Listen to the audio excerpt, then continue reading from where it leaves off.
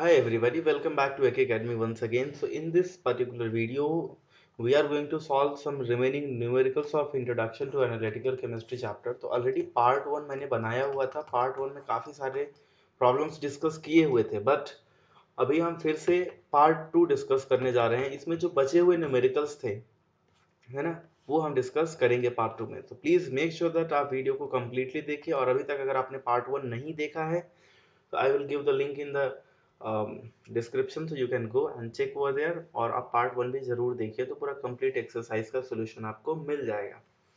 So now अभी हम start करते हैं, ये प्रॉब्लम को सॉल्व करने की कोशिश करते हैं. देखिए यहाँ पे क्या पूछा हुआ है और क्या हमको करना है. Assuming the atomic weight of a metal M to be 56, find the empirical formula of its oxide containing 70% of metal. अब यहाँ पे मेटल का आपको दिया हुआ है, एटॉमिक वेट उसका दिया हुआ है. तो ये आपको पहले इमेजिन कीजिए, आपकी मेटल था, वो बाद में मेटल ऑक्साइड बन गया. और ये जो मेटल है, इसका जो एटॉमिक वेट है, ये कितना है? 56 है. ठीक. और यहाँ पे अगर मैं बात करूँ इसमें, इसके ऑक्साइड में, तो इसके ऑक्साइड के केस में यहाँ पे जो परसेंटेज ऑफ एम है, ये कितना है? 70% है. तो ऐसे प्रॉब्लम को सॉल्व करने के लिए सबसे पहले आपको क्या करना है? सबसे पहले आपको फाइंड आउट करना है मोल्स. तो यहाँ पे आप लिख लेंगे मोल्स ऑफ मेटल. तो मोल्स ऑफ मेटल यानी कि हो जाएगा percentage of metal divided by atomic mass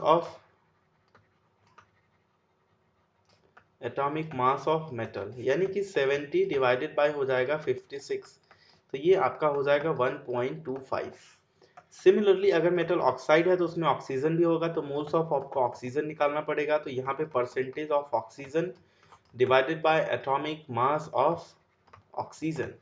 तो ऑक्सीजन का परसेंटेज अगर ये 70 है तो ऑक्सीजन भी कितना होगा? 30 होगा, क्योंकि टोटल 100 होगा. तो ये 30 डिवाइड बाय ऑक्सीजन का एटॉमिक वेट कितना होता है? 16. तो ये आप अगर कैलकुलेट करेंगे तो ये हो जाएगा 1.875 मोल. इसके बाद क्या करना है मेरे प्यारे बच्चों? आप लोगों को इसके बाद निकाल लेना है molar ratio. So my dear students, you have to find out the molar ratio. अगर आप मोलार रेशियो निकालेंगे तो मेटल का मोलार रेशियो आप कैसे निकालेंगे? 1.25 डिवाइडेड बाय 1.25. जो स्मॉलेस्ट नंबर रहता है उसी से आपको डिवाइड करना होता है. ऑक्सीजन का अगर आप मोलार रेशियो निकालेंगे तो 1.875 divided by 1.25, it will come approximately 1.5. आप अगर इसको 2 से मल्टीप्लाई कर दे दोनों को तो ये बराबर हो जाएगा, और हमको एक होल नंबर मिल जाएगा, यानी कि 2 मेटल M2 और O3 प्रेजेंट होना चाहिए. So this is going to be your correct answer. This is the way how you can solve this one. So correct answer is M2O3. I hope you have understood very well. And now let's move ahead.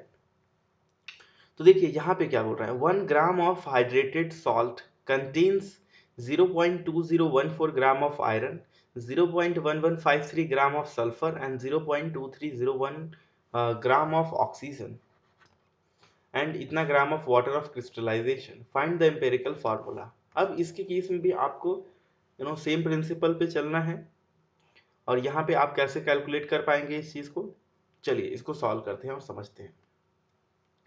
ठीक. तो यहाँ पे क्या बोल रहा है, 1 ग्राम जो hydrated salt है उसके अंदर ये सब कंटेंट है, यानी कि इतने परसेंटेज होंगे, है ना. It is very obvious. तो यहाँ पे अगर मुझे इसको कैलकुलेट करना है तो यहाँ पे हम कैसे कर सकते हैं इसको? इनके परसेंटेज में ये जो वेट दिया हुआ है इसमें आपको क्या करना है? 100 से मल्टीप्लाई कर देना है, दैट्स ऑल. फिर ये परसेंटेज हो जाएगा. तो यहाँ पे आप निकाल सकते हैं मोल्स ऑफ आयरन. तो ये हो जाएगा मोल्स ऑफ आयरन. तो मोल्स ऑफ आयरन क्या हो जाएगा? परसेंटेज ऑफ आयरन, यानी कि 20.14.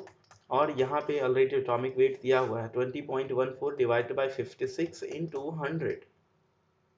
सॉरी, 100 नहीं होगा क्योंकि ऑलरेडी ये परसेंटेज के फॉर्म में है. तो ये हो जाएगा 0.360 मोल.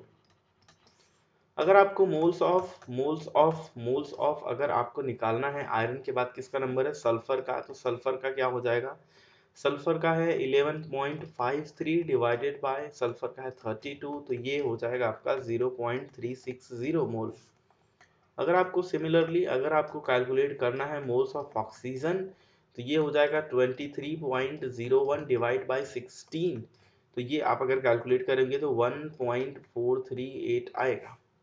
अब अगर आपको मोल्स ऑफ वाटर निकालना है तो वाटर के लिए आपको क्या करना पड़ेगा, यहाँ पे हो जाएगा 45.32 डिवाइड बाई 18, वाटर का है 18, तो ये हो जाएगा 2.518 मोल।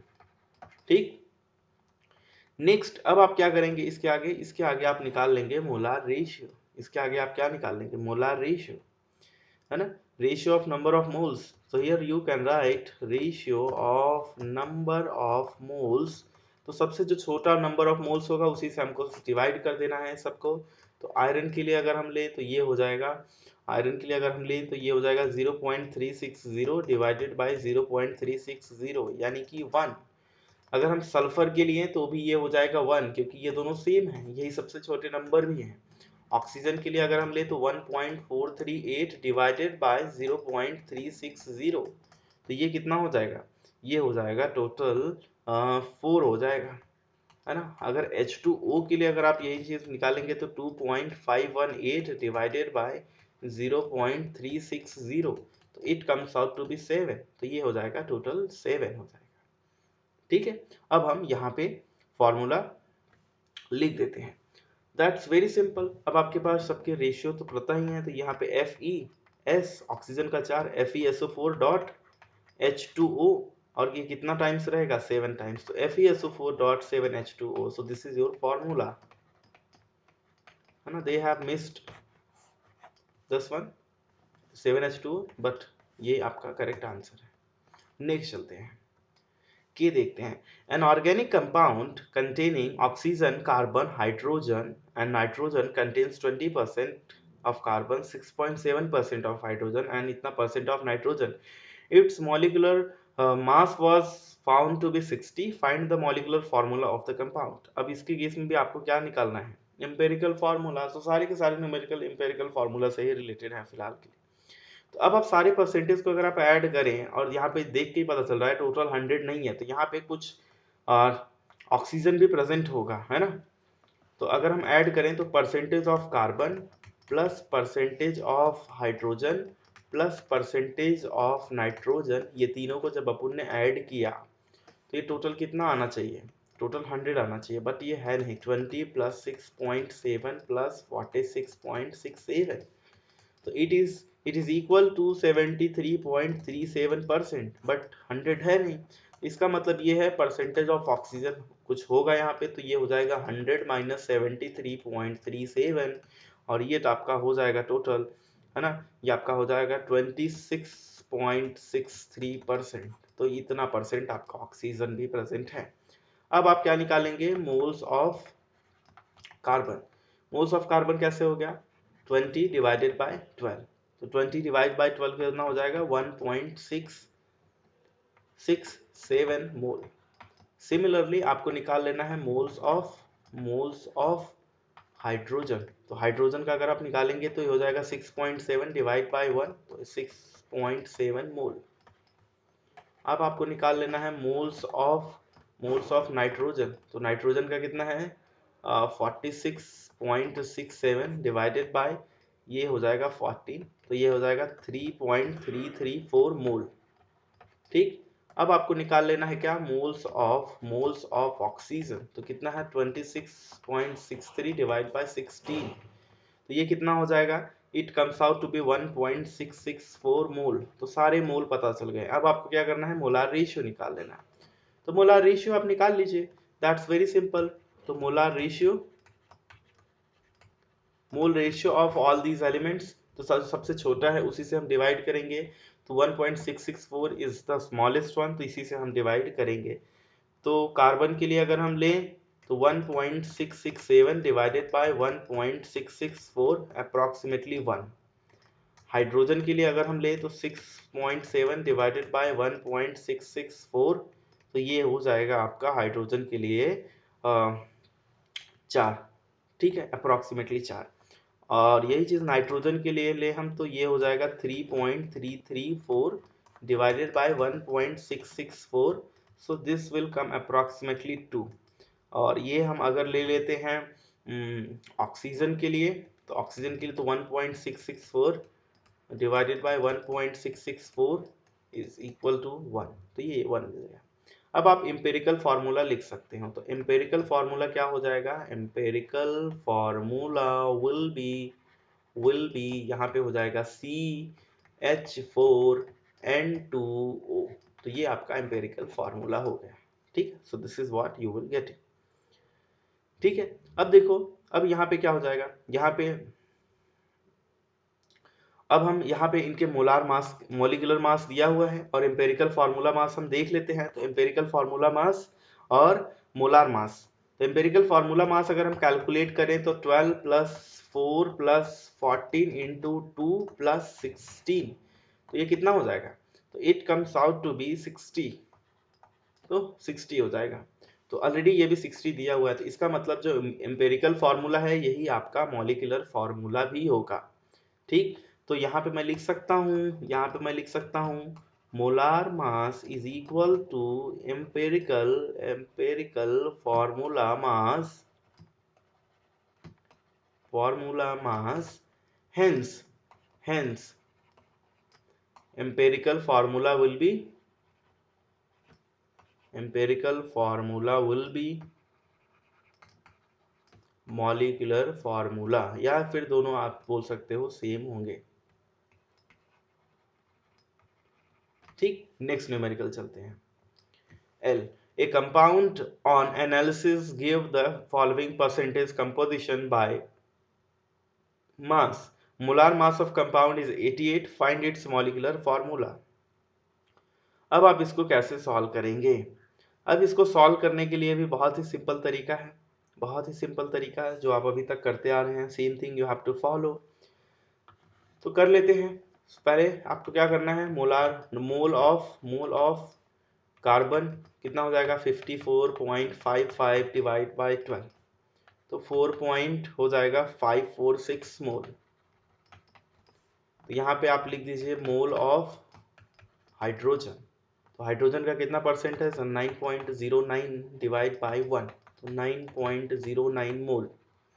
ऑक्सीजन का लिख दीजिए, मोल ऑफ ऑक्सीजन कितना है 36.36 डिवाइडेड बाई 16, तो ये कितना हो जाएगा 2.273 मोल। अब आप क्या निकालेंगे, अब आप निकालेंगे रेशियो ऑफ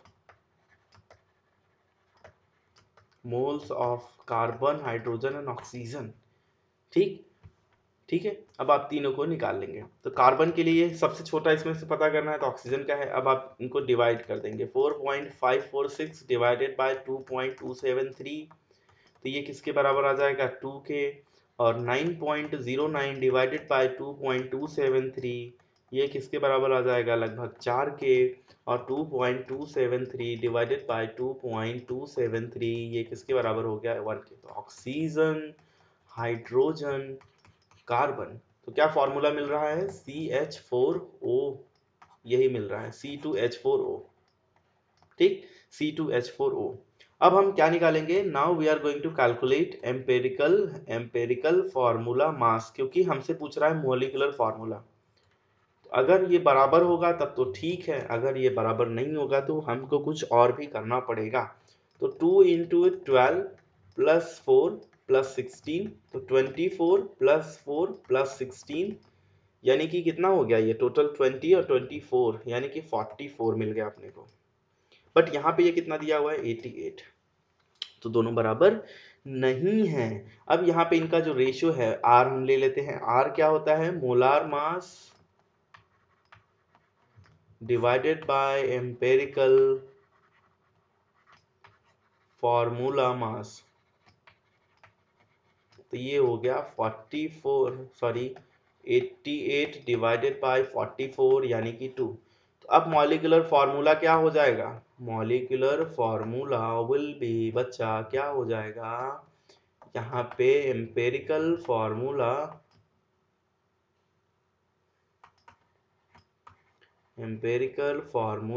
यहाँ पे आपको लगा देना है R।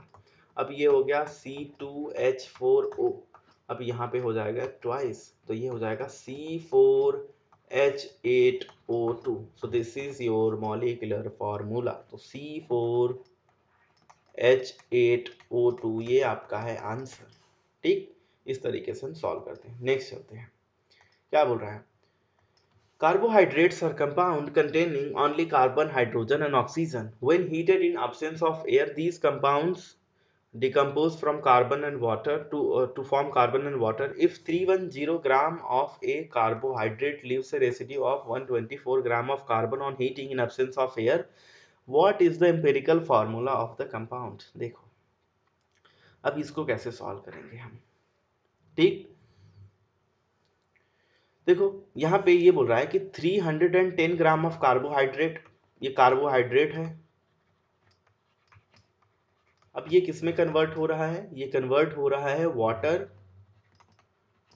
है ना, वाटर तो कुछ रहेगा ही, decomposes to form carbon and water, तो वाटर प्लस कार्बन, ये दो चीज फॉर्म कर रहा है। इतना ग्राम ऑफ हमने लिया था, ठीक, इतना 124 ग्राम यहाँ पे बचा हुआ है अभी भी, ठीक। On heating in absence of air, अगर हम एयर नहीं यूज किए तो इतना ग्राम बचा हुआ है। तो इसका मतलब ये हुआ कि इसमें मास ऑफ वाटर कितना था।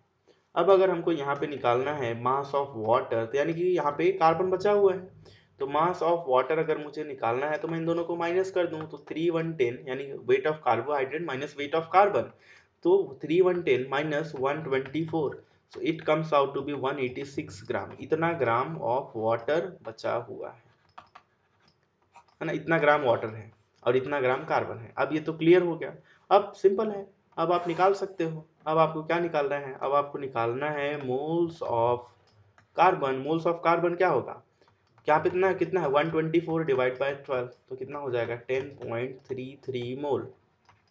अब आपको क्या निकाल लेना है, moles of water,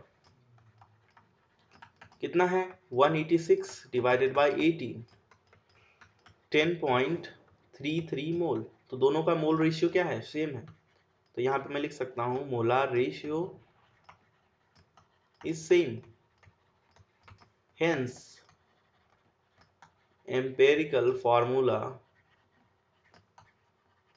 empirical formula क्या हो जाएगा, कार्बन 1 H2O1, यानी कि हम लिख सकते हैं CH2O। So this is your answer, है ना, ये आपका आंसर हो गया। नेक्स्ट चलते हैं बच्चा, right each of the following in exponential notation. अब आपको एक्सपोनेंशियल फॉर्म में लिखना है, तो कैसे लिखेंगे इसको, तो देखो ए को हम कैसे लिख सकते हैं, A can be written like 3.67219 into 10 raise to, तीन तीन 6 डिजिट हम इधर गए हैं, 10 रेज टू क्या हो जाएगा 6। बी को अगर आपको लिखना है तो आप लिख सकते हो 9.8 इंटू 3 2 5 10 रेज टू -5। सी को आप कैसे लिखेंगे, 4.61, तीन डिजिट हम इधर जाएंगे तो 4.61 इंटू 10 रेज टू -3। डी की अगर हम बात करें तो डी को आप कैसे लिख सकते हो, you can write in the form of like 1.98 into 10 raise to -2, 9875, हाँ 9875 होगा। तो ये आपका आंसर हो गया एन का। अब नेक्स्ट चलते हैं, ओ पे क्या बोल रहा है देखते हैं। ये बोल रहा है right each of the following numbers in ordinary decimal form. अब इसको डेसिमल फॉर्म में लिखना है, तो कितने डिजिट है यहाँ पे 11 है, तो अब एक 11 हो गया। अब यहाँ पे अगर हम ए को लिखना चाहें तो हम कैसे लिखेंगे, तो ये हो जाएगा 0.1 2 3 4 5 6 7 8 9, है ना, 7 8 9 हो गया, और ये हो गया 10, और फिर यहाँ से शुरू होगा 3 4 9। तो यहाँ से देखिए 3 3 6 3 9 तो 11, 3.49 इंटू 10 रेज टू -11, इस तरीके से आप लिख सकते हो। बी को हम कैसे लिखेंगे 0.375, दैट्स ऑल, हो गया ये। सी को हम कैसे लिखेंगे 10 रेज टू 4 है तो ये हो जाएगा 51600, यही लिख सकते हैं हम। डी को हम कैसे लिखेंगे 10 रेज टू -4 है 0.004371, दो डिजिट ऑलरेडी यहाँ पे है, दो जीरो हम और बढ़ाएंगे तो 10 रेज टू -4 न्यूट्रलाइज हो गया। ई हम अगर चले तो देखिए यहाँ पे आपको 3 जीरो और ऐड कर देना है, 0.123 और फिर 011। एफ पे अगर मैं चलूँ तो 10 रेज टू -2 है तो ये हो जाएगा 0.143। जी पे अगर हम चलें तो ये 10 रेज टू 5 है, तो यानी 3 2 5, तो ये टोटल हो जाएगा 477। एच पे अगर मैं चलता हूँ तो ये देखिए, ये जैसे दिया हुआ है it can be written similarly, तो ये already digit sorry decimal form में है, तो 858585, ठीक, ऑर्डिनरी डेसिमल फॉर्म ये हो गया आपके आंसर। नेक्स्ट चलते हैं, perform each of the following calculation, round off your answers to 2 digit. अब इसको कैलकुलेशन को आपको करना है और इसको फिर आपको क्या करना है, 2 डिजिट में इसके आंसर बताने हैं कैसे होंगे, ठीक है। अब चलिए शुरू करते हैं और देखते हैं इसको हम कैसे सॉल्व कर सकते हैं। तो पहला हम ए लेते हैं, तो ए आपका क्या दिया हुआ है, ए आपका दिया हुआ है 1 डिवाइडेड बाय 3.40 इंटू 10⁻²4। तो सिंपल, अगर आप इसको सॉल्व करते हैं तो इट विल कम 0.2941 इंटू 10⁻²24। अगर आप इसको लिखना चाहेंगे तो ये हो लिख सकते हो 2.9 into 10⁻25। So this is your answer, that's all, very simple. B अगर आप करना चाहेंगे तो 33 divided by 9.00 into 10⁻⁻4, so it will come as 3.66667 into 10⁻⁴। तो आप इसको कैसा लिख सकते हैं, you can write this as 3.7 into 10⁻⁴।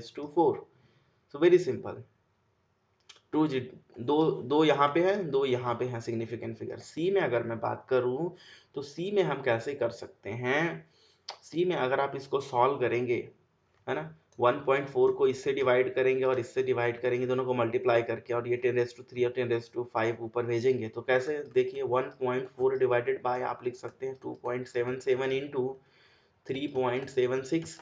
आप पहले इन दोनों को मल्टीप्लाई कर लीजिए इंटू 10⁻⁹। अभी जो नीचे वाले हैं ये ऊपर जाएंगे तो 10⁻³ इंटू 10⁻⁵। अगर आप इनको सॉल्व करते हैं, if you will solve this one, तो you will get this as 1.31344 into 10⁻, ये हो जाएगा 9 -3 -5। You can write this as 0.1344 into 10⁻⁴। तो you in simple words you can write this as 1.3। D आप कर लीजिए, डी आप देखिए कैसे कर सकते हैं, इन दोनों का मल्टीप्लिकेशन करना है, इसका इसका और इसका मल्टीप्लिकेशन करना है। अब करके देखते हैं क्या आएगा यहाँ पे। If you will try to solve this one, तो अगर आप कैलकुलेटर यूज करके अभी करना चाहें तो देखिए मैं लिख दे रहा हूँ, आप इसको कर लेना। 4 इंटू 9.9 यहाँ पे हो जाएगा 789 इंटू 1.002 इंटू 0.3, इतना multiply by 10⁻³ into 10⁻⁻7 into 10⁻10 into 10⁻⁻2। तो आप इनको अगर सॉल्व करेंगे तो you will get this as 0.1667 into 10⁻⁻2, है ना। ये 10⁻⁻2 कैसे, ये 10 और ये 10 कैंसल, ठीक, 10⁻⁻2 ही बचेगा। तो आप इसको लिख सकते हो 1.7 इंटू 10⁻⁻3 इन सिंपल वर्ड्स। तो this is your correct answer.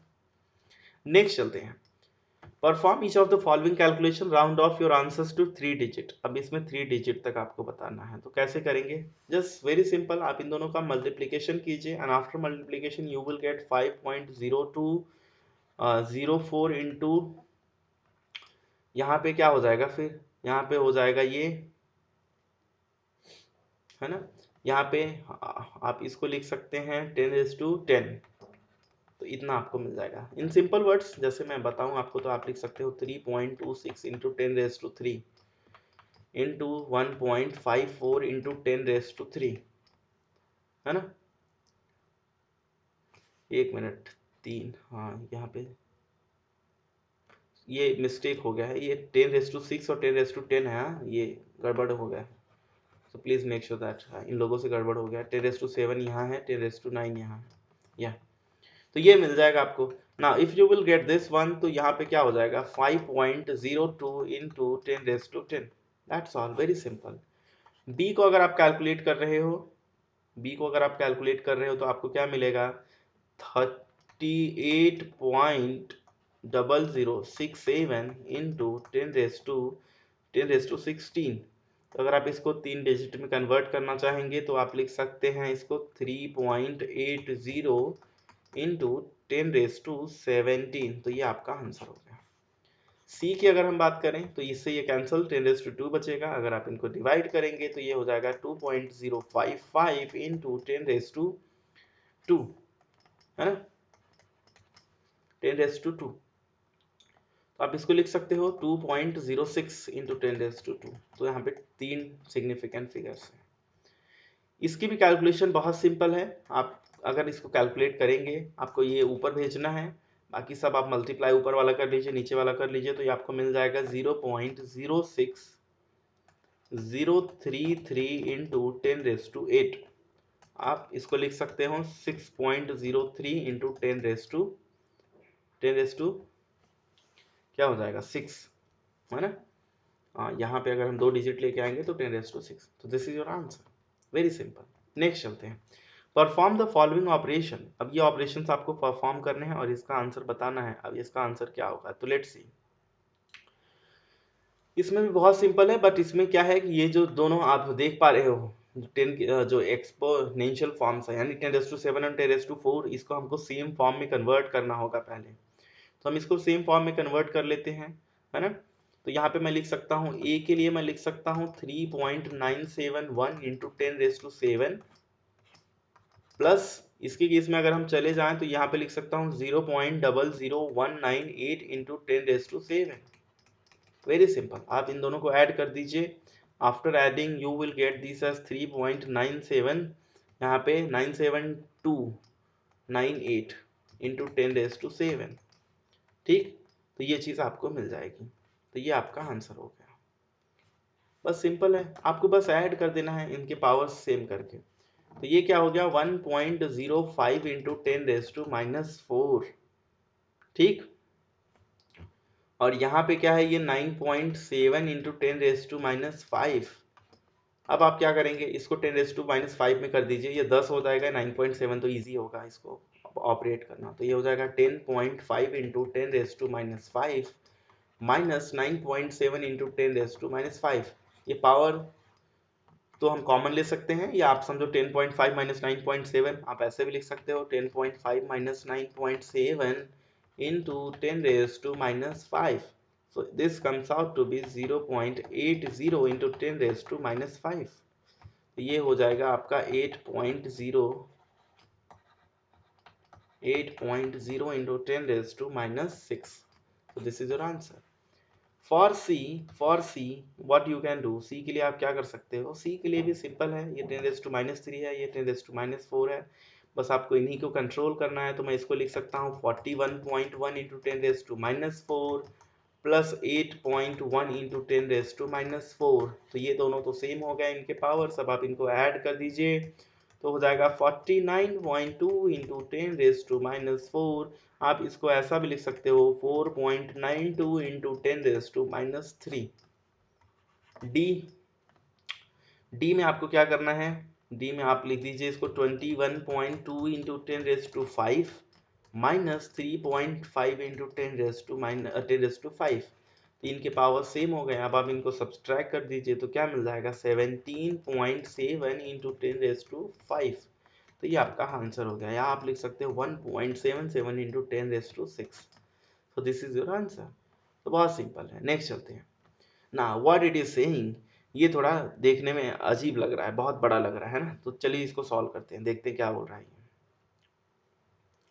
A 1 ml sample of acetone, a common solvent used as a paint remover, was placed in a small bottle whose mass was known to be 38.0015 gram. Bottle का जो mass था वो कितना है 38.0015। The following values were obtained when the acetone filled bottle was weighed. जब bottle में acetone डाल के जब उसका वेट लिया गया तो उसके 3 वेट आए, ये और ये आया है। नाउ अब से ये पूछ रहा है how would you characterize the precision and accuracy for these measurement if the actual mass of acetone was this. तो आपकी ट्रू वैल्यू ये है, ये आपका क्या है ट्रू वैल्यू है, यहाँ पे ऑब्जर्व्ड वैल्यू ये सब दिख रही है कुछ। तो अब हम समझते हैं यहाँ पे क्या हो रहा है। तो सबसे पहले हम चलते हैं प्रिसीजन की तरफ, ध्यान से समझिएगा, काफी बड़ा है ना न्यूमेरिकल। तो यहाँ पे हम ऑब्जर्व्ड मास की बात करेंगे। तो ऑब्जर्व मास की बात करेंगे तो पहला जो मेजरमेंट लिया गया उसमें ये था 38.7798। तो हम क्या करेंगे, पहले में से माइनस करेंगे 38.7798 माइनस, अब उसमें से हम बॉटल का वेट रिमूव करेंगे 38.0015। अगर आप इसको करेंगे तो ये आ जाएगा 0.7783 ग्राम, इतना ग्राम एसीटोन का आ रहा है। ठीक, ऑब्जर्व्ड वैल्यू है ये सब। दूसरा है होगा आपका 38.7795 माइनस 38.0015। अगर आप इसको करेंगे तो ये हो जाएगा 0.7780। तीसरा जो वैल्यू होगा 38.7801 माइनस 38.0015, अगर आप इसको करते हैं तो 0.7786 इतना ग्राम। ये तीनों क्या हैं, ये तीनों हैं आपकी ऑब्जर्व्ड वैल्यू, ये तीनों क्या हैं, ऑब्जर्व्ड वैल्यू हैं। ठीक, अब अगर हम मीन निकाल लें इनका मीन अगर हम निकालें तो मीन निकालने के बाद क्या हो जाएगा, हम ऐड कर देंगे 0.7783 प्लस 0.7780 प्लस 0.7786 डिवाइडेड बाय 3, तो इनका जो मीन है वो आ जाएगा 0.7783। सो दिस इज द मीन, ये ऑब्जर्व्ड वैल्यू है। ठीक, अब देखो, अब हम क्या कर सकते हैं, इसके बाद अगर हम कैलकुलेट करना चाहें तो यहाँ पे एब्सोल्यूट डेविएशन क्या हो रहा है। तो एब्सोल्यूट डेविएशन आप कैसे कैलकुलेट कर सकते हैं, एब्सोल्यूट डेविएशन का फॉर्मूला होता है ऑब्जर्व्ड वैल्यू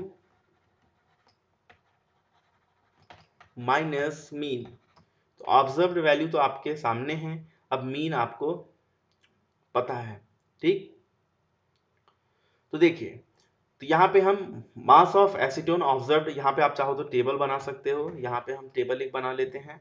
यहाँ पे हो जाएगा mass of acetone observed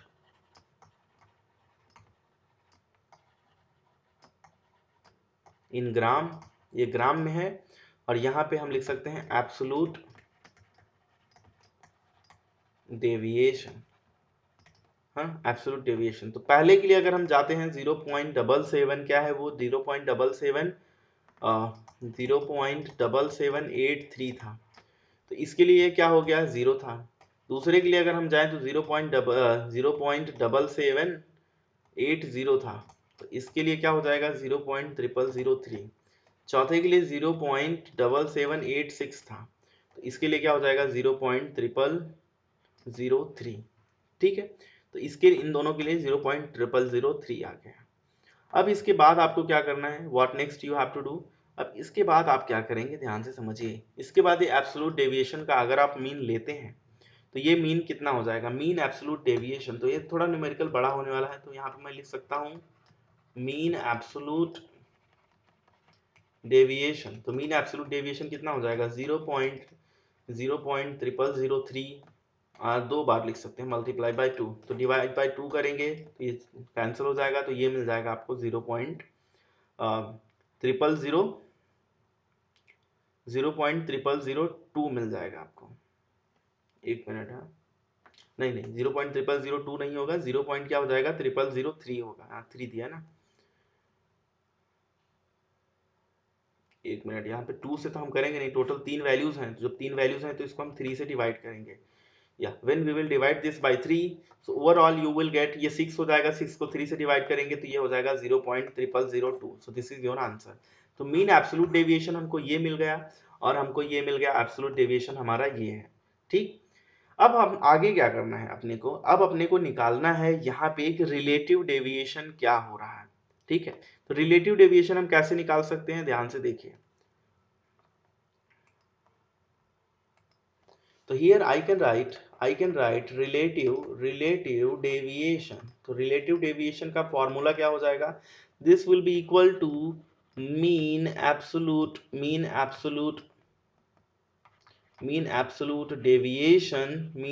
deviation divided by mean into 100, इतना हो गया। अब यहाँ से आपको क्या करना है, वैल्यूज को पुट कर देनी है, तो 0.0002 डिवाइडेड बाय 0.7783 इंटू 100, आप इसको कैलकुलेट करेंगे तो you will get your answer as 0.0257%। तो ये ही है आपका प्रिसीजन, ये है आपका प्रिसीजन। ठीक, अब हम कैलकुलेट करते हैं एक्यूरेसी को। अब हम दूसरा पे चलते हैं और हम कैलकुलेट करते हैं एक्यूरेसी को। जो पहला ऑप्शन टेक्स्ट बुक में दिया हुआ है वो गलत है, अब एक्यूरेसी निकाल लेते हैं। तो एक्चुअल मास ऑफ एसीटोन क्या है, तो यहाँ पे मैं लिख सकता हूँ एक्चुअल मास ऑफ एसीटोन क्या दिया हुआ था, it was you know how much, 0.7791 ग्राम था। ठीक है, ऑब्जर्व्ड वैल्यू कितनी है, ऑब्जर्व्ड वैल्यू कितनी है 0.7783 है, इतना ग्राम है। तो एब्सोल्यूट एरर कितना आ जाएगा, एब्सोल्यूट एरर की बात करेंगे तो एब्सोल्यूट एरर कितना आ जाएगा, तो यहाँ पे observed value minus true value. ठीक, तो अगर आप इसको कैलकुलेट करेंगे तो 0.7783 माइनस 0.7791, तो ये हो गया आपका। ठीक, तो ये कितना आ जाएगा माइनस 0.0008, इतना आ जाएगा ये। अब आपको क्या करना है, रिलेटिव एरर निकाल लेना है। अब आप रिलेटिव एरर निकाल लेंगे तो रिलेटिव एरर क्या हो जाएगा, this is going to be equal to absolute error divided by true value into 100। तो हम इसको कर लें तो ये कितना हो जाएगा 0.0008 माइनस में divided by 0.7791 into 100। After calculation you will get minus 0.1027%, है ना। आप इसका स्क्रीनशॉट ले लीजिए, आप इसको अच्छे से समझना की कोशिश करना, ना समझ में आए you can drop your message in the comment section, definitely I will try to reply. ठीक, तो ये आपको करना है। तो ये 0.1027 ये आपका आ गया। अब देखो यहाँ पे होगा क्या, यस, तो 0.1027 ये आंसर मैच कर रहा है, but this is not matching, this is given wrong ये ओवर हियर। ठीक है, now let's come to the discussion and बाकी हम नेक्स्ट चलते हैं। नेक्स्ट क्या बोल रहा है कि your laboratory partner was given the task of measuring the length of a box approx 5 inch. एक बॉक्स था, मान लेते हैं ये बॉक्स है। ठीक, अब क्या बोल रहा है, using a metre stick graduated in millimetres, तो मिलीमीटर्स में ही हम उसमें मेजर कर सकते हैं। He supplied you with the following measurement 12.65, पहला क्या दिया है 12.65 सेंटीमीटर, दूसरा दिया हुआ है 12.6 सेंटीमीटर, तीसरा दिया हुआ है 12.655 सेंटीमीटर और चौथा दिया हुआ है 12.655 सेंटीमीटर। हाँ, पांचवा दिया हुआ है 12.65 126 पॉइंट क्या लिख रहा हूँ 126.55 मिलीमीटर। छठा दिया हुआ है 12 सेंटीमीटर। अब आपसे पूछ रहा है कि बताइए इसमें से state which of the measurement would you accept giving the reason, और दूसरा बोलता है give your reason for rejecting each for the others. इसमें से हम कौन से को कंसिडर करेंगे, 12.6 सेंटीमीटर को। क्यों हम कंसिडर करेंगे, बिकॉज 1 mm जो होता है वो 0.1 सेंटीमीटर के बराबर होता है, और 0.1 सेंटीमीटर हम जो 1 mm अगर जो भी मीटर स्टिक दिया गया हुआ है उसको 1 mm मतलब mm में मेजर कर सकता है। तो अगर mm में मेजर कर सकता है तो उसका जो लीस्ट काउंट होगा वो 0.1 सेंटीमीटर आप कंसिडर कर सकते हो। So this is the reason 12.6 जो होगा वो एग्जैक्ट आंसर आपको मिला होगा। और यही रीजन है कि ये जो वैल्यूज हैं ये सब नहीं हुए होंगे, क्योंकि यहाँ पे आप देखिए डबल डिजिट ट्रिपल डिजिट, तो इतना वो मेजर ही नहीं कर पाएगा इंस्ट्रूमेंट। और बाकी जो 12 सेंटीमीटर दिया हुआ है इसमें क्या है, लीस्ट काउंट मिसिंग है। तो अगर लीस्ट काउंट मिसिंग है तो इसकी वजह से हम इसको भी निगलेक्ट कर रहे हैं, बाकी सब भी इसीलिए निगलेक्टेड हैं। C is your 12.6 is your correct answer. Next चलते हैं। What weight of calcium oxide will be formed on heating 19.3 gram of calcium carbonate? तो ऐसा ही एक न्यूमेरिकल हमने और सॉल्व किया था, तो ये क्या हो जाएगा CaO plus CO2, calcium carbonate का एटॉमिक वेट हमने निकाला हुआ था, कितना था 100 ग्राम पर मोल, ये हो गया। और ये अपना था 56 ग्राम पर मोल, आप कैलकुलेट करके बताना, ये हो गया 44 ग्राम पर मोल। बहुत सिंपल है। ठीक, यहाँ पे दिए हुए हैं, आप ऑलरेडी मोलार मास निकाल सकते हो। CaCO3, कैल्शियम का है 40, कार्बन का 12, ऑक्सीजन का 16, कैलकुलेट कर लोगे 100 आ जाएगा। कैल्शियम का ऑक्साइड का 40 प्लस 16 56, CO2 का 12 प्लस 16 इंटू 244। ठीक हो गया। अब देखो अब क्या करना है, बोल रहा है 19.3 ग्राम कैल्शियम कार्बोनेट को अगर हीट करेंगे तो कितना कैल्शियम ऑक्साइड निकलेगा। सिंपल सी बात है, आप एक काम कर सकते हो, दोनों साइड आप क्या कर दो 19.3 से मल्टीप्लाई कर दो और 100 से डिवाइड कर दो, तो 19.3 इंटू 100/100 ग्राम पर मोल। यहाँ पे भी 56 इंटू 19.3 100/100 इतना ग्राम पर मोल। तो यहाँ पे 44 इतना ग्राम, मतलब आप मोल को हटा सकते हो यहाँ से, इतना ग्राम देगा, सिंपल सा कैलकुलेशन है। तो ये 44 इंटू 19.3 डिवाइड बाई 100, तो 100 से 100 कैंसिल गया, तो यहाँ पे 19.3 ग्राम अगर ये है तो ये कितना देगा 56 इंटू 19.3 डिवाइड बाई 100 इतना देना चाहिए। आप इसको कैलकुलेट कर लोगे तो ये आ जाएगा 10.81। ठीक, तो 10.81 आ जाएगा। ये सिंपल है, बहुत सिंपल है, बहुत सिंपल है। You can do this. Already we have solved lot of numerical based on this. So I feel that you can do this even if I don't tell you. If you're not getting, if you haven't not understood it, so please let me know in comment section. Definitely I will let you know कि आप इसको और easy कैसे समझ सकते हैं। देखो अब एक तरीका ये भी है, एक तरीका ये भी है कि आप मोल से जाइए या फिर आप इससे भी जा सकते हैं। यहाँ पे आप कर सकते हैं कि इसका 100 ग्राम कितना देता है 56 ग्राम देता है, तो इसका 19.3 ग्राम कितना देगा, तो आप दोनों साइड 19.3 से मल्टीप्लाई करते हैं, है ना। और यहाँ पे 100 को जो है क्रॉस मल्टीप्लिकेशन करके हम डिनोमिनेटर में सेम कर देते हैं, तो अगेन वही चीज हो गई, तो 10.8 ग्राम आएगा आंसर। ठीक है, वही चीज हो गई। नेक्स्ट चलते हैं। ठीक है, नेक्स्ट चलते हैं। Next what it is saying, this is the last question over here. तो लेट्स सी क्या बोलेगा, क्या बोल रहा है। ये बोल रहा है the hourly energy requirement of an astronaut can be satisfied by the energy released when 34 grams of sucrose are burned in his body। तो मतलब एक आवर में जितनी एनर्जी चाहिए उसके लिए कितना ग्राम सुक्रोज चाहिए 36 ग्राम बॉडी के लिए। How many grams of oxygen would be needed to be carried in space capsule to meet his requirement for 1 day।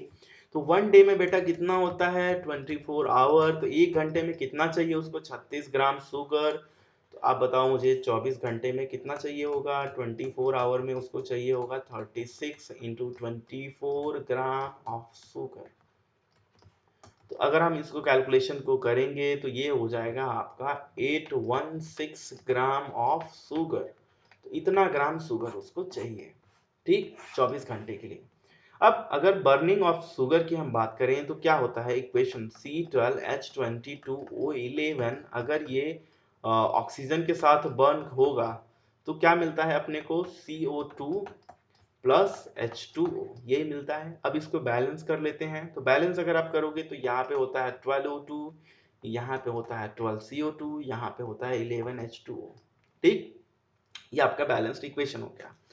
अब देखो ध्यान से समझो धारणा क्या है इसका। अगर आप मोलार मास कैलकुलेट करोगे तो मोलार मास तो आप कैलकुलेट कर सकते हो, मोलार मास ऑफ शुगर बहुत इजी है, कार्बन हाइड्रोजन ऑक्सीजन ही है। अगर आप इसको कैलकुलेट करेंगे तो ये कितना आता है 342 ग्राम पर मोल आता है। कितना आता है 342। अब स्टोइकियोमेट्री चेक कीजिए, यहाँ पे 1 मोल, इसका 12 मोल, तो यहाँ पे कितना हो जाएगा 342। यहाँ पे मैं लिख सकता हूँ 1 मोल और ये कितना है 12 मोल। हमको इसी दोनों से डील करना है, ये दोनों तो हमारे काम के नहीं है फिलहाल के लिए। तो अगर मैं इसकी बात करूं तो ये 1 मोल में कितना ग्राम ले सकते हैं हम 342 ग्राम। तो यहाँ पे ऑक्सीजन का अगर मैं बात करूं तो 32 होता है, तो 12 इंटू 32 ग्राम, यानी कि 342 ग्राम अगर हमको शुगर बर्न करना है तो उसके लिए इतना ग्राम हमको ऑक्सीजन चाहिए। 12 into 33 which is equal to 384 gram, तो इतना ग्राम हमको ऑक्सीजन चाहिए। अब सिंपल से कैलकुलेशन है, 816 ग्राम है हमारे पास, तो आप क्या कर सकते हो यहाँ पे दोनों साइड 816 से मल्टीप्लाई एंड 342 से डिवाइड, दैट्स वेरी इजी, है ना। आप चाहो तो वो कर लीजिए या फिर आप ऐसे कर सकते हो 342 gram of sugar, 342 gram of sugar require 384 gram of oxygen। Now 816 gram of sugar will require will require, तो यहाँ पे 816 मल्टीप्लाई बाय 384 डिवाइडेड बाय 342 इतना ग्राम ऑफ ऑक्सीजन। तो आप इसको कैलकुलेट कर लीजिए। If you will calculate this one, so the answer comes out to be 916.21 gram of oxygen. तो इतना ग्राम ऑक्सीजन आपको चाहिए, which is your correct answer, my dear students. So that's all for today, my dear students, and thank you so much for listening. And don't forget to subscribe this channel. And very soon we will be uploading lot of videos on this channel. So please make sure that you all are subscribed, and also please press the bell icon. And thank you so much for listening. Take care. Bye bye everyone. Have a nice day ahead.